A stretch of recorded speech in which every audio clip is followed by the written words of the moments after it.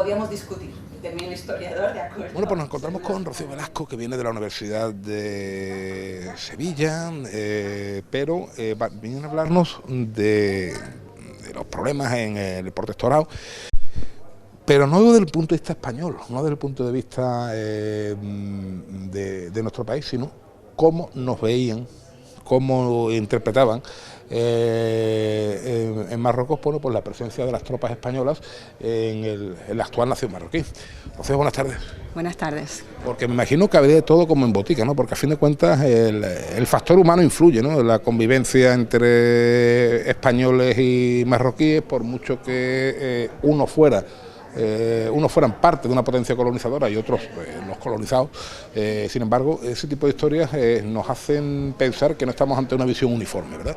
No, ni muchísimo menos. La historia está hecha de múltiples factores, con múltiples personajes, protagonistas, microhistorias, macrohistorias, y es siempre mucho más compleja y cambiante de lo que parece. Lo que ocurre que, bueno, a veces por facilitar una lectura más simple o más sencilla, pues perdemos algunos puntos de vista y enfoques que deberían ser también considerados de una manera más integral.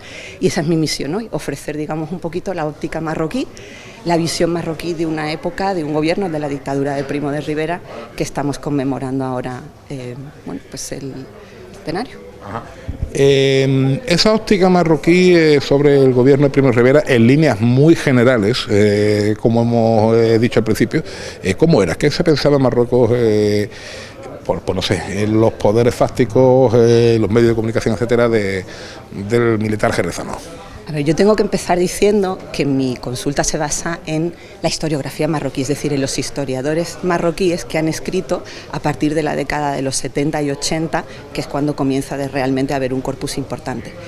Y realmente la dictadura como tal, el periodo como tal, se circunscribe a episodios muy concretos, como efectivamente es el desembarco de Alhucemas, la llegada al poder de Primo de Rivera por su discurso inicial y por sus tendencias, en principio abandonistas respecto al protectorado, y posteriormente, sobre todo, desembarco de Alhucemas, cooperación con Francia y final de la revuelta de Abdelkrim.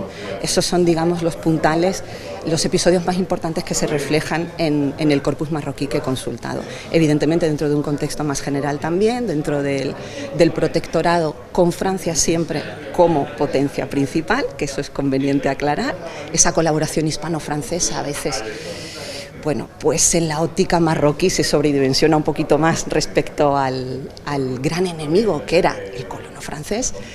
Y es interesante también ver eso, ¿no? En qué medida se calibra, se aquilata los silencios, las presencias, todo tiene importancia en el corpus que se transmite y que sigue formando parte de la base de la historia marroquí hoy en día. Entiendo que habría distintos estados de ánimo, porque en principio llega un general abandonista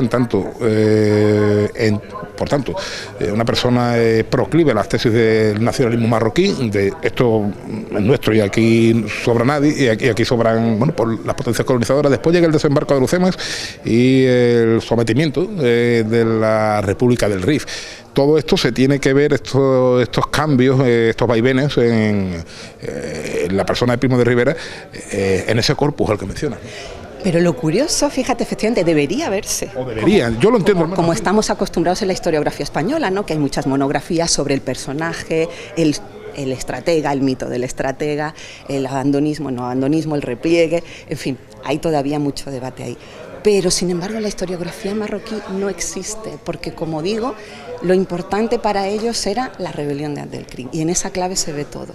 Entonces, lo más importante es ese desembarco, y apenas hay menciones explícitas a Primo de Rivera como gobernante, como alto comisario que dirigió las operaciones, o a la dictadura como tal, o alguna de las medidas que se implementaron en el protectorado durante su gobierno. No, esa etapa, esa parte y esas características quedan diluidas, y lo importante es qué supuso las consecuencias de esa actuación española para los rifeños y para la lucha anticolonial. Así que también es interesante ver en qué medida pues esos silencios y esa no tener en cuenta determinados factores son importantes dentro de esa óptica, que es muy lógico por otra parte, quiero decir. Ellos sabían que la maquinaria militar importante era la francesa, y ahí en esa visión nos movemos.